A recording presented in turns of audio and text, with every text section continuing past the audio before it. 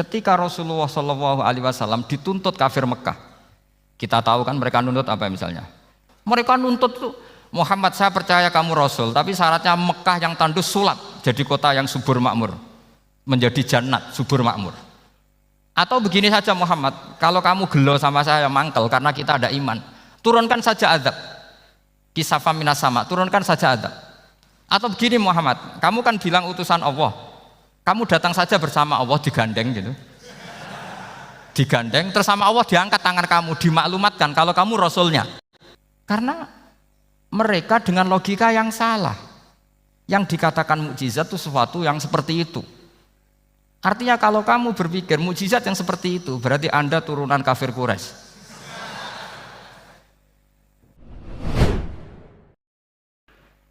Kulo diminta panitia untuk bikin judul. Terus judul kulo adalah keistimewaan mukjizat Al-Quran. Kersane akurat nih kulo betul kerpean, jadi otoritatif. Karena kalau dalam pendapat ulama, kalau seorang mubalek atau seorang ulama atau siapa saja kok ngomong tanpa teks itu dia tersangka sebagai musyarrek. Musyarrek itu menandingi syariatnya Rasulullah SAW. Dengan pikiran-pikirannya, dengan jargon-jargonnya. Jadi itu masalah besar kalau dalam tradisi ulama, karena pikirannya tidak musalsal, tidak ada silsilahnya ila Rasulillah SAW. Makanya saya meskipun banyak orang percaya ngaji di mana-mana itu bawa kitab. Satu ya tadi niat ngerpek tadi supaya saya dulu masih ingat zaman di Sarang itu kalau tes itu banyak yang bawa kitab. Ketika ditanya, ini namanya ngerpek. Enggak Pak, mutolaah itu tanpa batas. Jadi mutolaah itu kapan saja. Yang agak kriminal itu kasus ujian nasional. Itu ada seorang guru SD. Ini kisah nyata, ingin membocorkan ujian apa?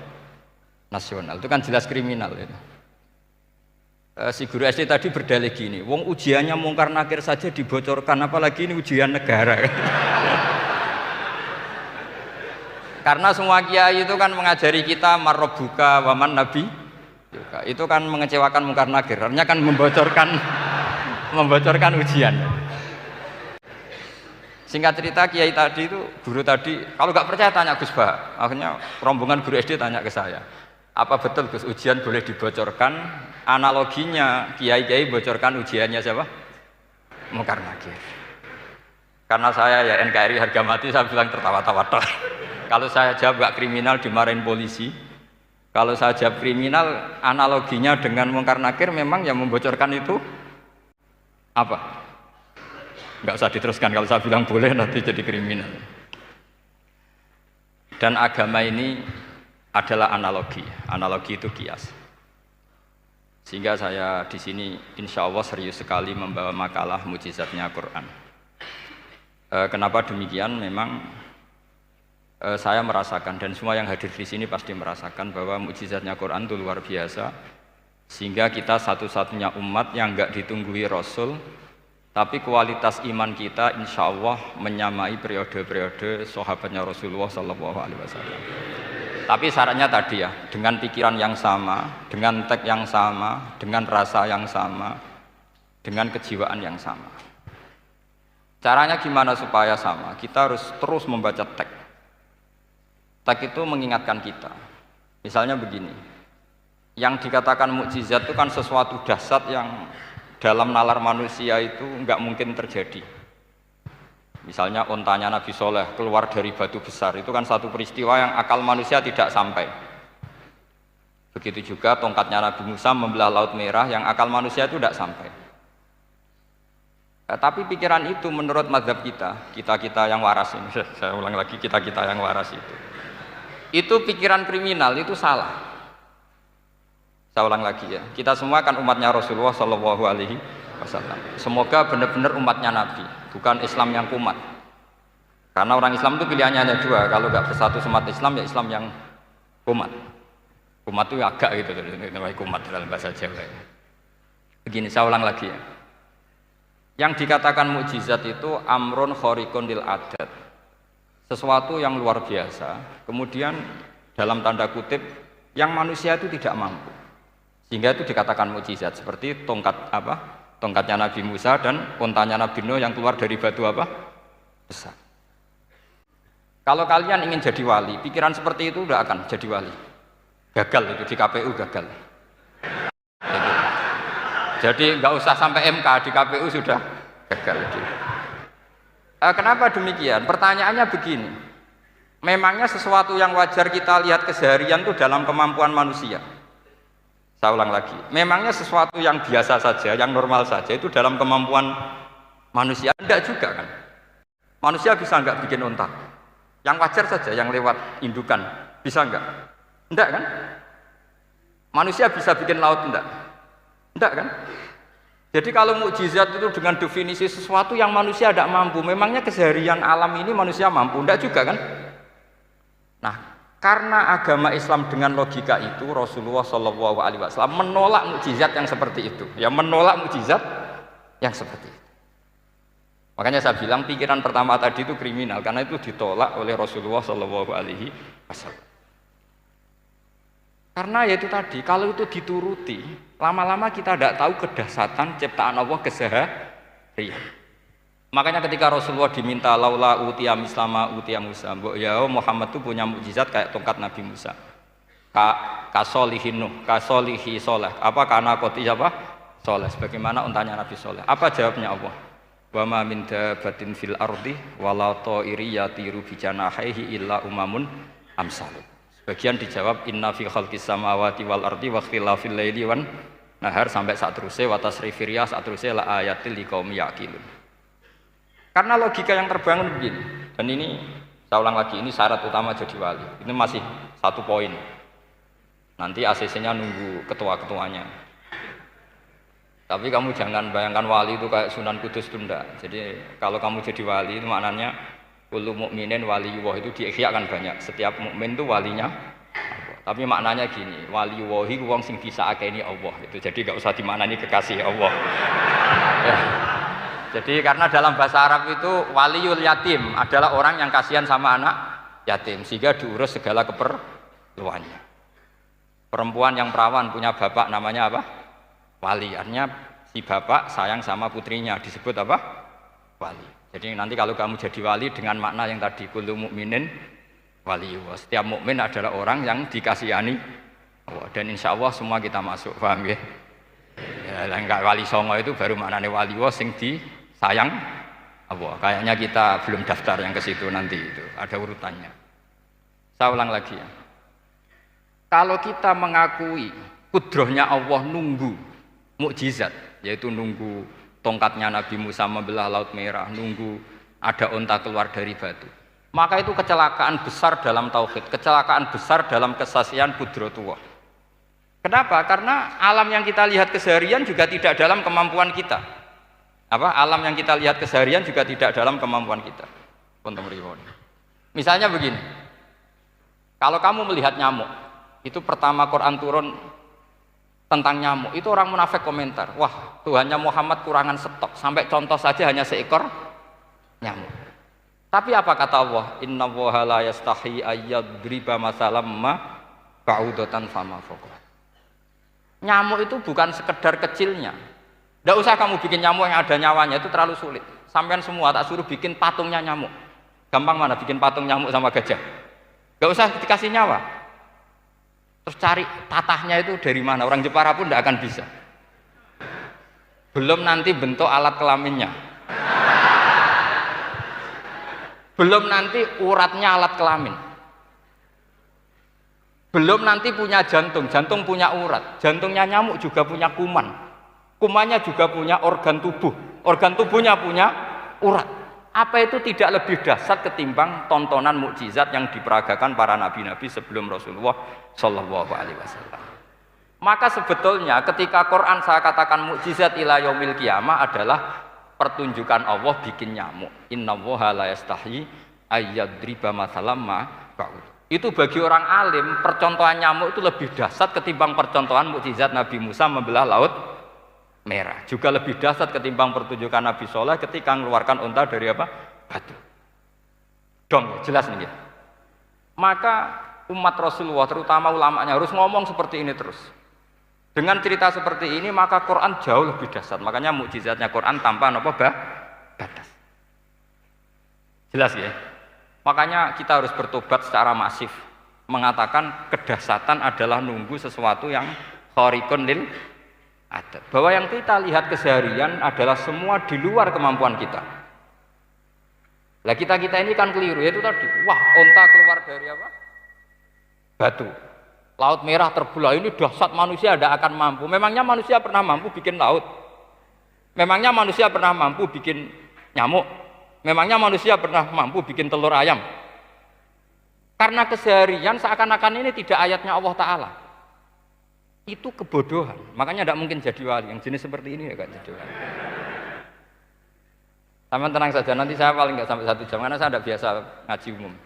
Saya mau itu karena menghormati bapak saya, karena buyut saya itu orang Damaran, namanya Mbah Hafsah. Hafsah binti Maksum bin Soleh bin Asnawi Sepuh. Jadi saya ini ya turunan asli orang Kudus. Jadi saya datang tidak dalam rangka hormat jenengan, hormat bapak saya sendiri sebetulnya. Jadi jenengan tidak punya hak adami sama saya, karena saya datang tuh hormat bapak saya. Tapi saya ingin melatih iman yang benar. Saya ulang lagi, saya ingin melatih iman yang benar karena ini penting. Sehingga Allah cara menjelaskan iman itu aja inna fi khalqis samawati wal ardi. Kamu lihat saja langit dan bumi. Seterusnya sampai waqtilafil laili wan nahar, sampai wal fulkil lati tajri fil bahri, terus sampai wa tasrifir riyah. Ini semua tontonan yang kita lihat semuanya di luar kemampuan kita. Itu tadi contoh paling gampang nyamuk, kayak apa? Apapun profesornya seseorang, apa bisa bikin nyamuk? Tidak usah yang bernyawa, patungnya saja. Coba nyamuk itu punya organ tubuh enggak? Punya. Organnya ada kumannya enggak? Ada. Alat kelaminnya ada bolongannya enggak kira-kira? Ada. Kayak apa sulitnya? Jadi andaikan saya ke umatnya Nabi Musa terus bengkai lah sama Nabi Musa, ini gue Nabi Musa keren punya tongkat. Saya akan bilang Rasulullah lebih keren karena punya Quran. Nah di sini makna kenapa mukjizatnya Quran dikatakan afdolul mukjizat, mukjizat paling keren, paling hebat. Karena menjadikan manusia punya nalar yang lebih objektif. Artinya lebih objektif. Kenapa kita hanya kagum dengan sesuatu yang dahsyat? Dengan alasan kita tidak mampu. Memangnya dengan hal-hal yang keseharian kita mampu? Tidak juga kan? Jelas ya? Mohon bener nih ya? Mohon bener di mana ini? Mohon gini malam selai didandani bareng-bareng. Mohon bener ya? Sehingga iman di era Rasulullah SAW itu gak lagi butuh sesuatu yang khariqun lil. Kedua pertimbangannya Rasulullah Muhammad SAW, mukjizat yang khariqun lil adat itu resikonya lebih tinggi untuk tidak abadi. Nanti saya bacakan takbirnya. Misalnya tongkatnya Nabi Musa itu hanya disaksikan oleh orang yang di era itu pun yang kebetulan menyaksikan. Saya ulang lagi ya, resiko mukjizat mahsusah istilahnya, mukjizat yang bisa dilihat dengan indera, itu resikonya hanya dilihat orang yang di saat itu menyaksikan. Gimana? Ini prosedur. Pak gaul nih. Nggih peci, mboten. Terus gimana? Oke. Saya teruskan lagi ya. Niki mau normal nih. Mboten kebanteran nih. Mboten kebanteran nih.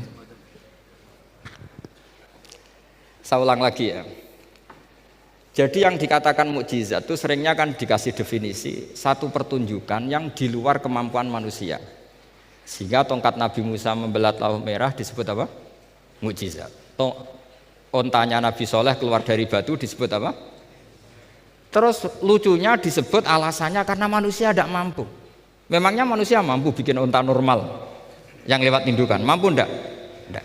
Artinya umatnya Rasulullah lebih sering melihat kekuatan Allah Subhanahu wa ta'ala kulla waqtin wa hinin, setiap saat, karena cara berpikir sudah dibenahi Al-Qur'anul Karim. Paham ya? Maka untuk jadi wali umatnya Nabi itu lebih mungkin karena melihat kedahsyatan Allah setiap saat. Tidak usah nunggu sesuatu yang super kayak apa? Kan filakil bahri, sebagaimana laut terbelah oleh tongkatnya Nabi siapa? Musa. Terus ketiga, kalau logika mukjizat gini itu terus menerus, seperti yang dialami Nabi Musa, resikonya adalah umat selalu menuntut hal yang aneh-aneh dan melupakan hal yang pokok. Itu lebih bahaya lagi. Misalnya begini contoh gampang.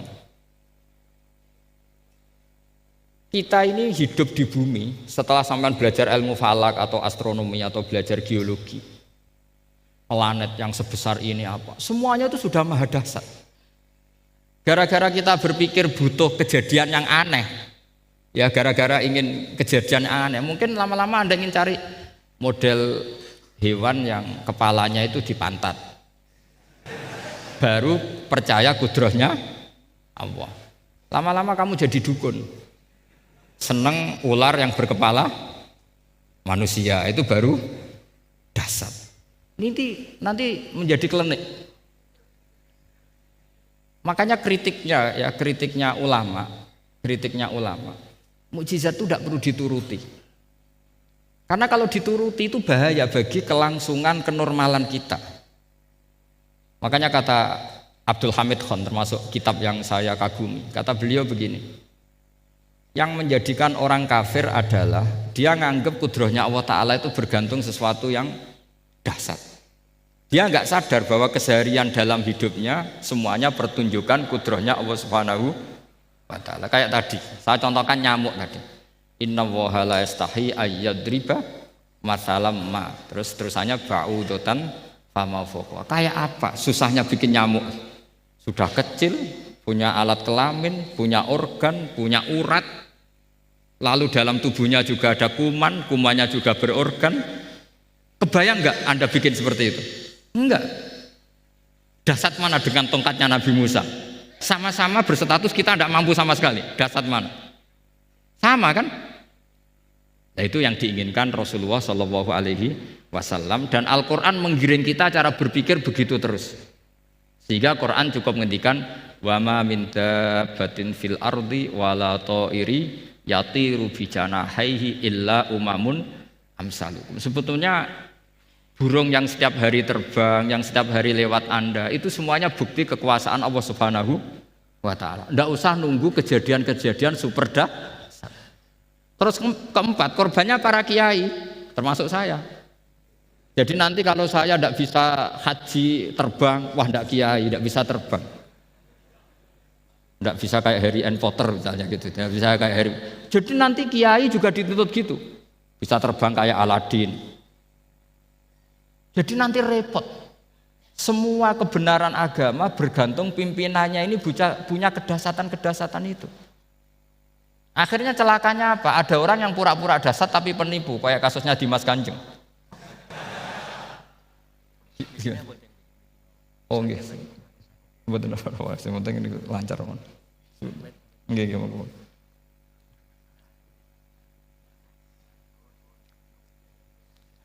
Jadi makanya nanti itu saya akan memberi penjelasan tentang apa?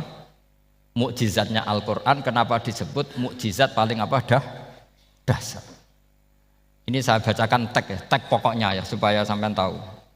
Ini tabarruk sama Imam Bukhari ya. Redaksi yang diriwayatkan Imam Bukhari, qala Nabi sallallahu alaihi wasallam, ini ikut kitab Fadhailil Quran. Ma minal anbiya'i nabiyyun illa u'tiya minal ayat ma misluhu amana alaihil bashar. Wa inna ma kana alladhi utituhu wahyan awhahu wa ilayya fa arju an akuna aktsarahum tabi'an yaumal qiyamah. Jadi semua nabi punya mukjizat, yang lewat mukjizat itu orang dipaksa iman. Karena dahsyat tadi. Saking dahsyatnya terus cocok tidak cocok itu percaya. Tapi kata Rasulullah, mukjizat saya itu berupa wahyu, yaitu Al-Quran, dan saya berharap dengan mukjizat itu saya adalah nabi paling banyak pengaruhnya yaumal qiyamah. Maknanya paling banyak orang yang iman. Terus di sini dikomentari oleh sarehnya ya, oleh penyarahnya yaitu Ibnu Hajar Al-Asqalani. Ya saya baca Arabnya saja. Sampean harus pura-pura paham jadi keren. Jangan minta saya terjemah nanti harus pura-pura paham. Bagus kok, mantas sabbaha fi qaumin fa huwa minhum. Jadi bergaya orang kaya ya dikira apa? Kaya. Bergaya ulama ya dikira apa? Ulama. Nanti bergaya wali juga dikira wali. Saya baca ya, ini luar biasa menurut saya. Al makna annal mu'jizati al madiyata kanat khissiyatan tusyahadu bil absor kana qoti soleh wa asa Musa. Wa mu'jizatul Qur'ani tusyahadu bil basirah. Jadi kayak tadi, kedahsyatan tongkat Musa itu karena apa? Laut kok bisa dibelah sebuah tongkat. Itu aneh. Kalau maknanya aneh adalah di luar kemampuan manusia, nyamuk lebih aneh. Kayak apa susahnya bikin organ apa? Nyamuk yang sekecil itu. Artinya bedanya apa? Tongkatnya Nabi Musa dengan pertunjukan nyamuk yang sama-sama mengarah satu titik, yaitu mengakui absolutisme kudrahnya Allah Subhanahu. Sama ndak? Sama. Sehingga umatnya Rasulullah tidak perlu ditunggoni mukjizat simsalabim. Cukup penalaran akal. Ini namanya basirah apa? Basirah. Nggih jelas ya? Mohon sampean ra usah kepen roh tokate Nabi Musa to. Cekap melihat apa? Nyamuk. Ya sudah bagus, sudah maju, sudah keren. Ya jelas ya. Li'annal ladzi yusyahadu bi ainir ra'si yang qaridu binqiradi musyahidihi walladzi yusyahadu bi ainil aqli baqin yusyahiduhu kullu man jaa ba'dal awwali mustamirron. Sesuatu yang dipertontonkan lewat sesuatu yang fisik kayak tongkat Nabi Musa, itu yang percaya langsung tentu yang melihat. Setelah itu ada yang percaya, ada yang enggak. Bisa saja itu hoax, bisa saja macam-macam.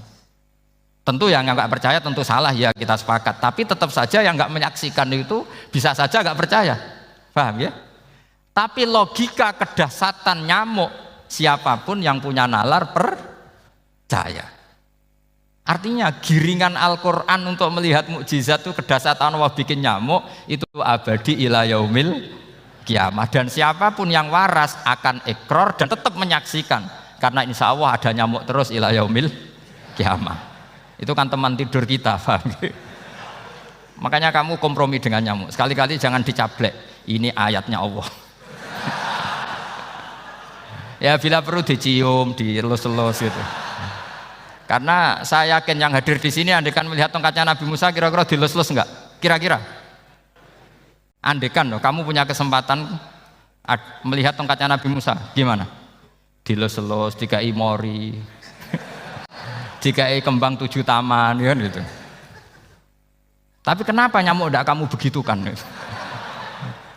Toh sama-sama ini ayatnya Allah yang luar biasa. Makanya ini ngaji di sini saya ulang lagi, sama ndak perlu merasa punya hak adami sama saya, karena saya memang buyut saya kandung itu orang Gamaran, namanya Mbah Hafsah. Hafsah itu binti Maksum bin Soleh bin Asnawi Sepuh. Jadi saya ini termasuk turunan beliau yang keluar dari Kudus di Rembang.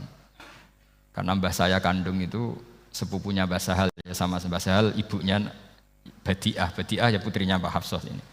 Kalau ibu saya namanya Sofiyah ya putrinya Mbah Hafsah ini. Jadi kenapa saya cerita ini ya memang Quran sudah terang-terangan ngendikan dzurriyatam ba'duhan apa mimba. Jadi kekuatan dzurriyah itu luar biasa. Jadi kita menjaga harkat dan martabat para leluhur supaya ilmu ini terjaga. Jangan marisi gayane tok, bae alim terus putune pedita-pediti gak alim terus gak keren, menurut saya itu malu itu. Jadi marisi itu ya kalau putunya orang alim ya alimnya, jangan marisi mulyane. Ora alim terus mulya tok gelem dicucup itu gak keren menurut saya. Niru alimnya dulu baru sama-sama dicucup itu baru betul, paham ya? Jadi ada aturannya lah. Saya teruskan. Sehingga Quran kalau menggiring mukjizat, ketika Rasulullah SAW dituntut kafir Mekah, kita tahu kan mereka nuntut apa misalnya? Lan nu'mina laka hatta tafjura lana minal ardi napa yam bu'a au takuna laka jannatum min nakhili wa inabin fatufajjiral anhara khilalaha napa tafsira autus kita sama kama zamta alaina kisafan au ta'tiya billahi wal malaikati qabila au yakuna laka baitum min zuhrufin au tarqa sama. Masih mereka bilang gini, walan nu'mina liruqiyika hatta tunzila alaina kitaban naqra'u. Mereka nuntut tuh, Muhammad saya percaya kamu rasul, tapi syaratnya Mekah yang tandus sulap jadi kota yang subur makmur, menjadi jannat subur makmur. Atau begini saja Muhammad, kalau kamu gelo sama saya mangkel karena kita ada iman, turunkan saja azab. Kisafam minas sama, turunkan saja azab. Atau begini Muhammad, kamu kan bilang utusan Allah. Kamu datang saja bersama Allah digandeng gitu. Digandeng terus sama Allah diangkat tangan kamu, dimaklumatkan kalau kamu rasulnya. Au ta'tiya billahi wal malaikati qabila. Karena mereka dengan logika yang salah. Yang dikatakan mukjizat itu sesuatu yang seperti itu. Artinya kalau kamu berpikir mukjizat yang seperti itu, berarti Anda turunan kafir Quraisy. Anda turunan apa? Kafir Quraisy. Maka nggak boleh berpikir mukjizat seperti itu. Nyatanya Allah cukup menjawab dengan ayat wa ma min dabatin fil ardi wala ta'iri yatiru bi janahihi illa umamun amsalukum. Dijawab lagi inna fi khalqis samawati wal ardi wa ikhtilafil laili wan nahar wal fulkil lati tajri fil bahr satruse la ayatil liqaumi yakin. Semudah itu kita iman kedahsyatan kudrahnya Allah. Cukup melihat kerbau. Kok bisa ya jaga populasinya? Padahal tidak pernah dia seminar cara jaga populasi. Nyatanya tetap terjaga. Tanpa lamaran ya bisa jaga keturunannya. Tanpa sesar ya anaknya lancar. Tanpa sesar kan? Artinya mereka bisa. Karena di sini ada kudratullah. Ada apa? Ada kudratullah. Nah kalau iman seperti itu, Anda baru betul. Yaitu yang disebut Allah ya tanazzalul amru bainahunna lita'lamu annallaha ala kulli syai'in qadir wa annallaha qad ahata bi kulli syai'in ilma. Semua urusan di alam raya ini hanya Allah ingin mempertontonkan bahwa saya kuasa. Jadi tidak perlu nunggu yang aneh-aneh. Sehingga andaikan saya ketemu Nabi Musa dan ketemu Rasulullah Muhammad SAW, pasti saya milih Nabi Muhammad sebagai ketua. Karena Nabi Muhammad yang bikin sarana iman dengan sarana yang seluas-luasnya dan sarana ini tidak habis dan ada di mana saja, yaitu sarana ikrar bahwa Allah kudroh dan kudrohnya tanpa batas. Nabi bikin sarana apa saja, melihat langit, bumi, lautan, nyamuk, hewan, semuanya sarana untuk ikrar kudrohnya Allah Subhanahu wa ta'ala. Sementara Nabi Musa mempertontonkan hanya nunggu mukjizat sing khariqun lil adat. Paham ya? Makanya wajar kalau Nabi bergelar Afdolul Ambiya Sayyidul Awalin wal Akhirin. Karena memang lebih efektif cara menggiring supaya orang iman. Sekarang sudah tahu kenapa Nabi jadi Sayyidul Awalin wal Akhirin? Sudah. Mungkin kemarin-kemarin tahu tapi gak tahu logikanya. Pokok iman. Selewat kiai musola ngaji iman. Itu iman yang kurang betul itu karena tanpa nadzor. Itu namanya taklid yang statusnya mukhtalaf alaih, masih disidangkan di MK, paham ya? Iman. Jadi iman taklid itu iman yang masih disidangkan oleh para ulama. Ada hakim yang bilang sah, ada hakim bilang tidak sah. Tanya anak-anak Qudsiyah. Imanul muqallid itu mukhtalaf alaih apa mujma' alaih? Mukhtalaf alaih. Kalau imanu ahli nazar mujma' alaih. Insyaallah barokahnya ngaji ini semuanya min ahli nazar, apa? Min ahlin, jangan amin sudah jadi ini sudah jadi ini. Kalau amin kan masih berdoa, bisa makbul bisa ndak boleh iman kok. Ayo iman kepada Allah dan Rasul, amin, ndak boleh. Sesuatu yang pasti ndak boleh diamini, itu kan jadi kacau nanti. Harus bilang apa? Sami'na wa ta'na. Nanti lama-lama kamu disuruh Allah, ayo sholat, amin. Ndak boleh, jadi amin itu ada itu. Ada aturannya. Tapi bukan berarti saya nyalahkan jenengan, enggak. Ya memang salah gitu. Jadi ya usah disayang, memang statusnya salah.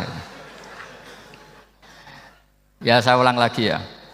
Berarti Rasulullah adalah Rasul yang sukses membuat sarana orang kembali ke Allah, mengakui kudrohnya Allah dengan sarana apa saja. Melihat rumput, melihat hewan, dan hewan itu ya apa saja. Gabah itu apa saja. Hewan yang melata di bumi apa saja, semua bukti kudrohnya Allah. Bahkan Rasulullah sukses membiarkan umatnya enggak ditunggui beliau tetap iman. Mergo ditunggui konsep sing super ngene kok Al-Qur'anul Karim. Jelas ya? Tapi caranya memahami ya seperti yang saya terangkan ini. Ya saya baca lagi ya yang jadi annal mu'jizati pakai jama' mu'annas salim, annal mu'jizati al-madiyata, mukjizat-mukjizat yang sudah kelewat itu kanat khisiatan, bersifat fisik, tusyahadu bil absor, hanya bisa dilihat dengan mata kepala. Karena qoti soleh wa aso Musa, Wa mu'jizatul Qur'ani tusyahadu bil basirah. Sementara mukjizatnya Quran disaksikan dengan mata hati dan setiap orang punya mata hati. Fayakunu man yattabi'uhu li ajliha aksar. Li anna alladhi yusyahadu bi ainir ra'si yang qaridu bin qiradi musyahidihi. Walladhi yusyahadu bi ainil aqli baqin yusyahiduhu kullu man jaa ba'dal awal mustamirron. Sesuatu yang dilihat dengan mata kepala, setelah para saksi ini meninggal, maka setelahnya mencari-cari, bisa percaya, bisa enggak. Tapi mukjizat yang disaksikan mata hati, siapapun percaya dan sampai ila yaumil kiamah. Dan tentu Quran lebih unggul dalam hal ini. Dan insya Allah kita semua adalah ahli Quran. Yaitu harus punya kesimpulan falam mata bayana lahu qala a'lamu annallaha ala kulli syai'in qadir. Sebagian ayat wa li ta'lamu annallaha ala kulli syai'in qadir wa annallaha qad ahata bi kulli syai'in ilma. Itu kenapa mukjizat Al-Qur'an dasar.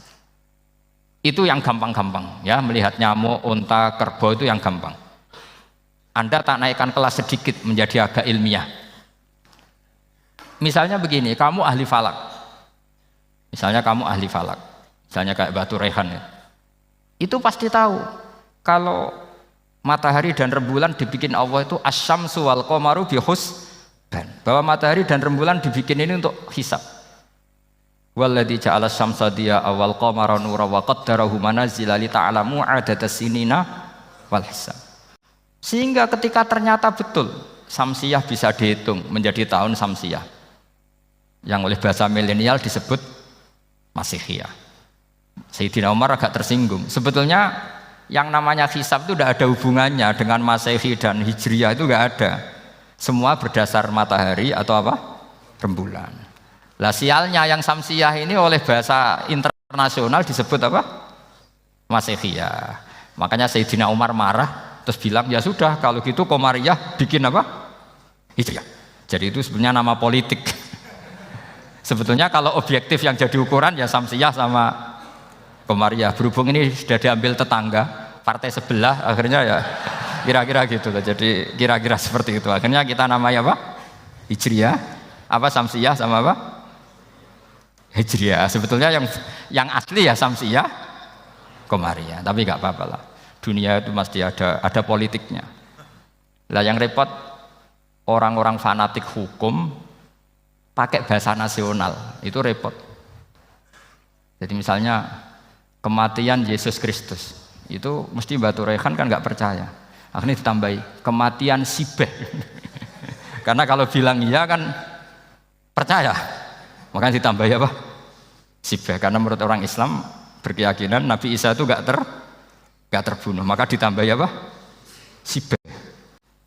Saya dulu pernah usul, karena beliau itu kalau manggil bahasa itu bude, jadi saya pernah sowan usul. Mbok ditulis gini saja, Mbah. Kematian Yesus dalam kurung katanya. Tapi mungkin terlalu vulgar ya, jadi akhirnya dibikin apa? Sibeh ya? Di kalender Kudus kan apa? Sibeh ya, ditambahi Sibeh. Ya nggak apa-apa lah, yang penting keyakinannya masih benar gitu. Jadi masih benar. Kalau usulan saya terlalu ekstrim, masa dikasih apa? Katanya. Ya karena memang begitu kan, kita berkeyakinan Nabi Isa itu gak terbunuh. Wa ma qataluhu wa ma sholabuhu walakin syubbihalahu. Jadi ini saya teruskan, ini paling masih seperempat jam ini. Kalau kelamaan sampai dolim itu ganggu kiai lama-lama gitu. Saya tadi sudah bilang sama panitia, orang Indonesia itu gak sopan. Kalau suka kiai itu didatangkan. Itu agak masalah sebetulnya. Dalam etika itu masalah. Kalau seneng kiai ya sowan ngaji. Jangan sowan di dalam, itu ganggu ya, sowan ngaji saja. Dulu Imam Malik itu anaknya raja itu, Imam Malik itu seangkatan dengan Harun Ar-Rasyid. Makanya jangan berharap kalau saya gampang diundang. Bukan karena saya sombong, memang etikanya seperti itu.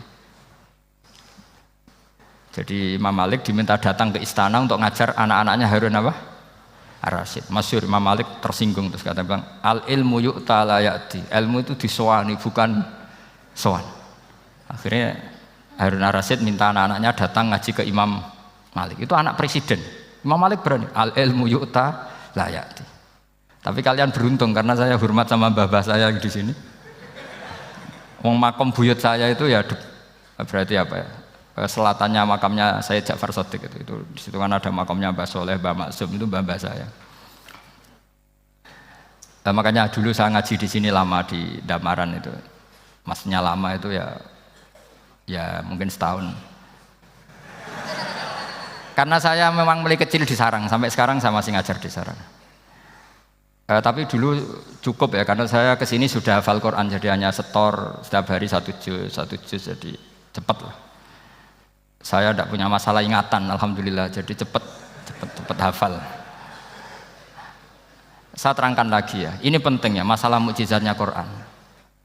Selama ini orang tuh mau bilang tok, mukjizatnya Quran itu dahsyat, tapi nggak bisa menerangkan. Itu masalah.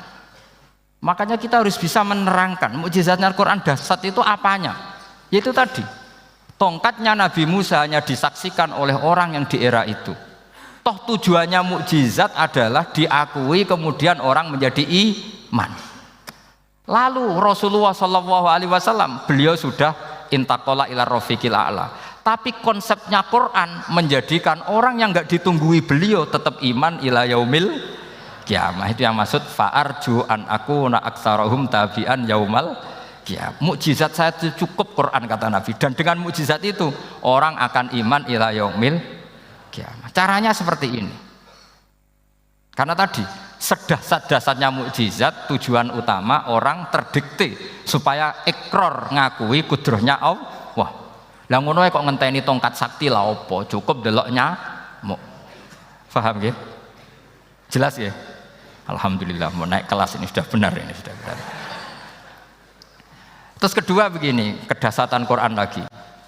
Quran itu bisa merunut mentartibkan logika, bahkan logika ini logika yang universal.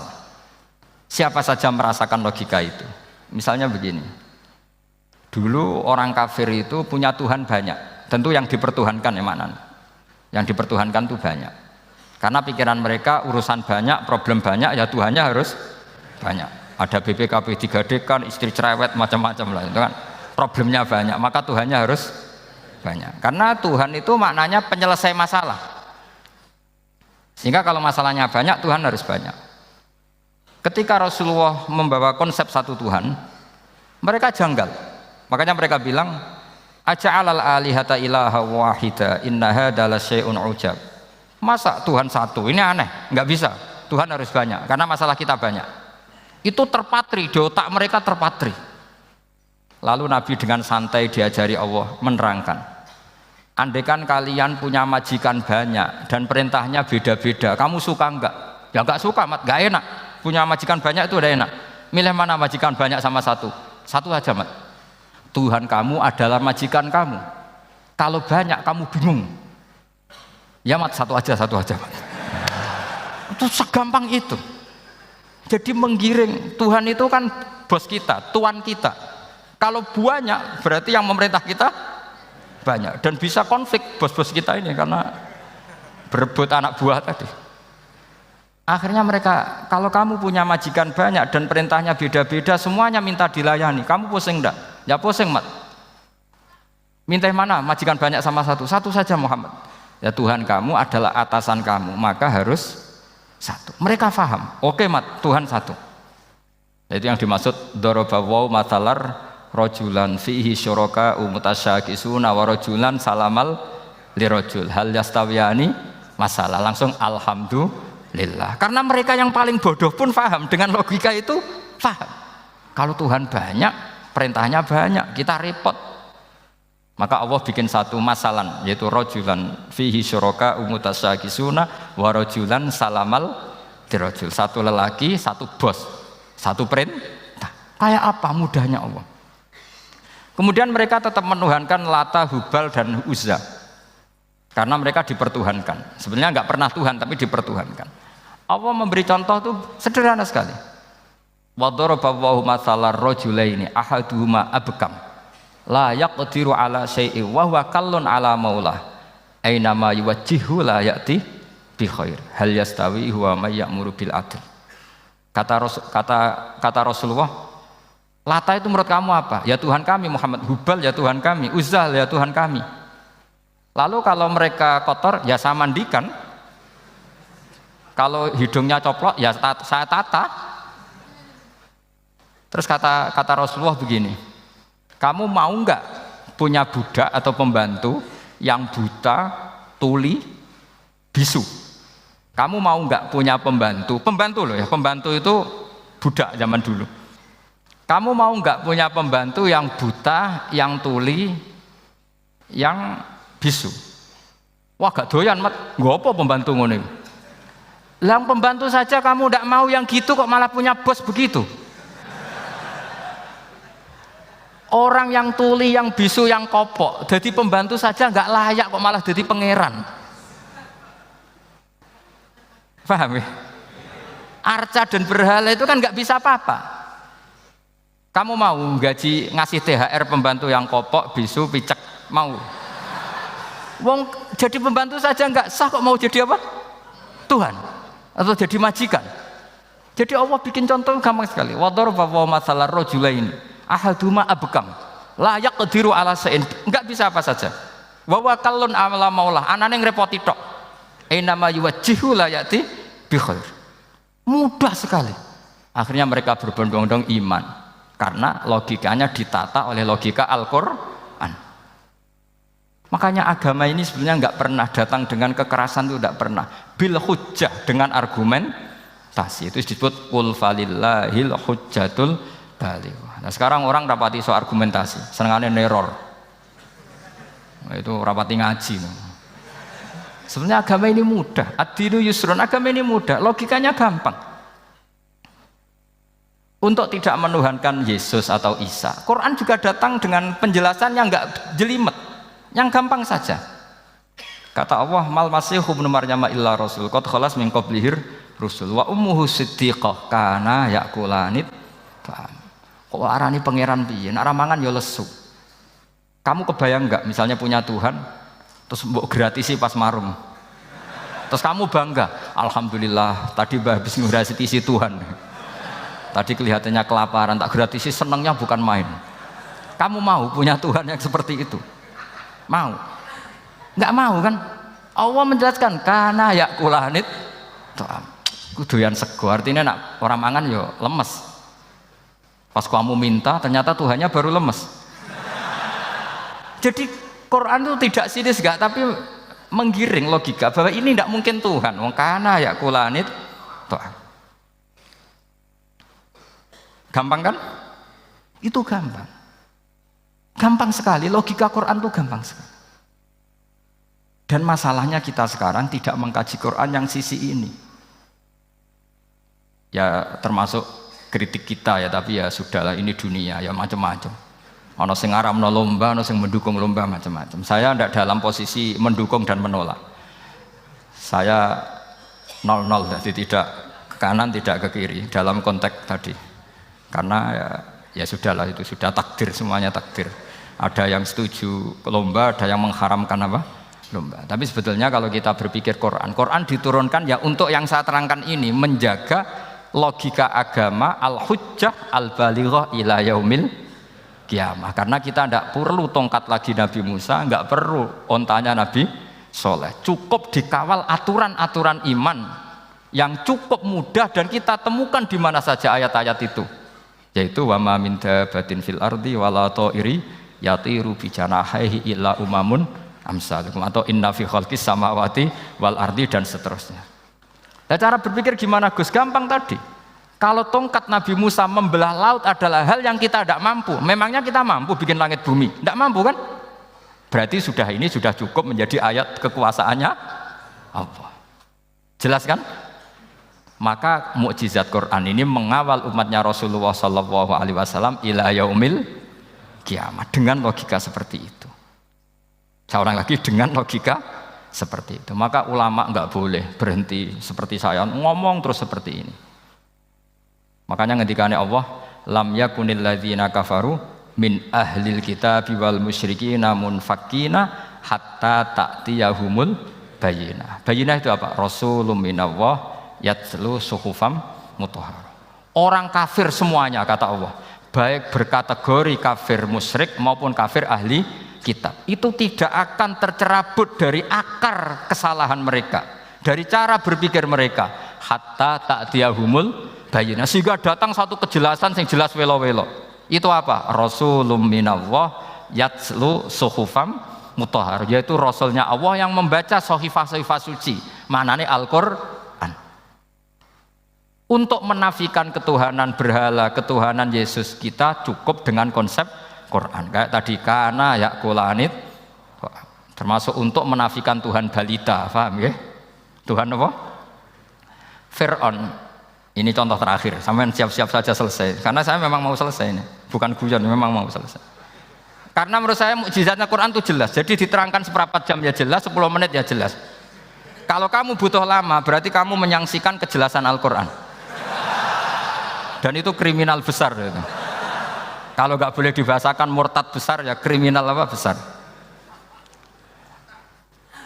Nggak guyon, betul itu. Saya tadi mau nyontohkan apa tadi? Tuhan balita ya. Fir'aun itu berdebat sama Nabi Musa. Singkat debat begini, kalau nggak salah di J19, kalau nggak salah di surat Syu'ara, dicari sendirilah. Pertama ditanya gini, Musa kamu kesini ada apa? Ya bawa konsep Tuhan, yang jelas itu tidak kamu ya. Lalu Tuhan kamu siapa? Rabbus samawati wal ardi, yang menuhani langit dan bumi. Si Fir'aun masih berkelit. Begini, soal yang di bumi, saya jalan-jalan kemana-mana, setahu saya yang jadi Tuhan saya. Ma'alim tulakum min ilahin apa? Ghairi, di mana-mana yang dituhankan saya. Soal kemungkinan di langit begini, tunggu saya. Terus di Haman dipanggil, ya Haman ibnili sarhal ali abluhul asbab as-samawati fa'attali'a ila ilahi Musa. Haman, bikinkan saya piramida yang tinggi. Saya mau lihat Tuhannya Musa, apa betul ada? Padahal andaikan terjadi piramida kan Tuhan pun nggak bisa dilihat. Wong sampean yang wali saja tidak bisa melihat. Wali tadi yang sing disakeni Allah tadi itu aja nggak bisa melihat. Apalagi Fir'aun. Akhirnya Nabi Musa sadar bahwa logika itu tidak masuk ke Fir'aun, nggak masuk. Padahal ada pengawalnya banyak. Dan karena semua Nabi fatona itu ibarat mobil ganti gigi, ganti argumentasi. Gini saja, yang menuhani leluhur kamu, mbah-mbah kamu, itu sontak kaget Fir'aun. Pengawalnya ya kaget. Oh iya, kalau Fir'aun ini Tuhan, mbah-mbahnya tanpa Tuhan. Kan Tuhannya datang terlambat. Berarti mbah-mbahnya dulu itu tanpa Tuhan, karena ini ada Tuhan balita itu ada itu. Akhirnya hampir separuh, mungkin hampir semua pengawalnya Fir'aun itu iman semua. Meskipun yaktumu imanahu, ini yang diceritakan Quran, wa qala rajulun mu'minun min ali fir'auna yaktumu imana. Karena runtuh, semua logika Fir'aun sebagai Tuhan itu runtuh. Hanya dengan logika, kalau kamu Tuhan, lalu mbah kamu Tuhannya siapa? Fir'aun mangkel. Wah bahaya logika Musa, tangkap Musa, udah gak debat lagi. Kayak apa mudahnya logika Quran untuk menafikan ketidaktuhanan Fir'aun. Yaitu mengatakan Rabbukum wa Rabbu abaikumul awali. Karena dikatakan Tuhan langit, Fir'aun masih berkelit. Nanti dulu, saya mau bikin piramida, mau saya lihat ada enggak Tuhan kamu. Nabi Musa langsung ganti gigi, yang nuhani mbah-mbah kamu. Orang kan masih pikir, ini kalau Tuhan betul, lalu orang-orang dulu Tuhannya siapa? Kan Tuhannya datang terlambat.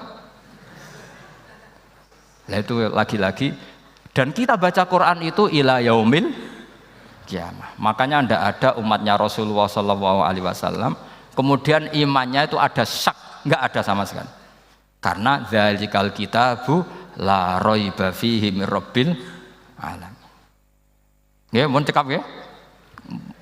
Mumpun gampang deh. Masalah sama kalau masalah. Jadi karena kebenaran Quran itu adhar wa adhar, sangat jelas. Sehingga nggak perlu butuh orasinya saya. Sebenarnya nggak perlu. Saya yakin, sampean sebelum saya terangkan ya sudah iman, sudah betul. Ini kan akal-akalan saja saya dimanfaatkan. Karena ya menurut saya itu ya sudah adharu min samsi dhahira kalau dalam bahasa Arab. Kebenaran sejati itu lebih jelas ketimbang matahari di siang hari. Karena ya tadi logika. Ya saya tambah satu contoh lagi, semoga ini selesai betul. Kemudian Quran misalnya gini, sampean tak bedai. Kamu bisa melihat itu karena apa? Ini misalnya apa? Kertas yang saya bawa ini kan kuning. Kamu bisa melihat itu karena apa? Mata kan? Nah itu masalah. Karena melihat kamu dengan mata, sekali ini tak tutupi, kamu tidak tahu. Atau kamu jauh menjadi tidak tahu. Karena mata bisa terhalangi oleh jauh atau tertutupi. Beda dengan Allah. Allah itu kalau merumuskan tahu itu bukan karena melihat, karena menciptakan. Makanya Allah bilang ala ya'lamu man khalaqa. Apakah tidak tahu orang yang membuat? Misalnya ini, kertas ini kuning. Sama saya tak tutup begini. Kemudian kitab ini tak tinggal, saya datang ke Jakarta. Saya tetap tahu enggak kalau dalam ini ada kertas kuning? Tahu, karena saya yang menciptakan. Paham ya? Kamu bangun satu bangunan, di dalamnya ada besi ukuran sekian. Di situ kamu menyimpan emas setengah kilo. Setelah kamu pergi kemana-mana masih tahu enggak? Tahu, karena kamu yang menciptakan. Sehingga ketika kita janggal, masa Allah pirsa semua alam ini? Logikanya gampang, masa yang bikin tidak tahu. Makanya Allah bilang ala ya'lamu man khalaqa. Paham ya? Jadi gampang sekali. Mukjizatnya Quran tuh gampang sekali. Nek ora kebangetan gitu. Ampun nggih, Al-Fatihah. A'udzubillahi minasyaitonir rajim. Bismillahirrahmanirrahim. Alhamdulillahirabbil alamin arrahmanirrahim. Iyyaka na'budu wa iyyaka nasta'in. Ihdinas siratal mustaqim. Shiratal ladzina an'amta 'alaihim ghairil maghdubi 'alaihim waladdallin.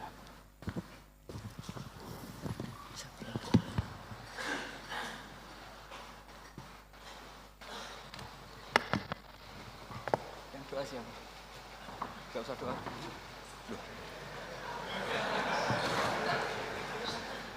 Kalau doa itu sunatnya khufyah rahasia, jadi tidak bisa mik. Bismillahirrahmanirrahim. Wala alihi washabbihi baraka sallallahu alaihi wasallam. Wa ja'alna mutahabbina fika mutanasifina fika mutabayyina. Waj'alna ya Allah ma yaqumu bi hadhihi al-amri wa ila kalimat immatina fi hadhihi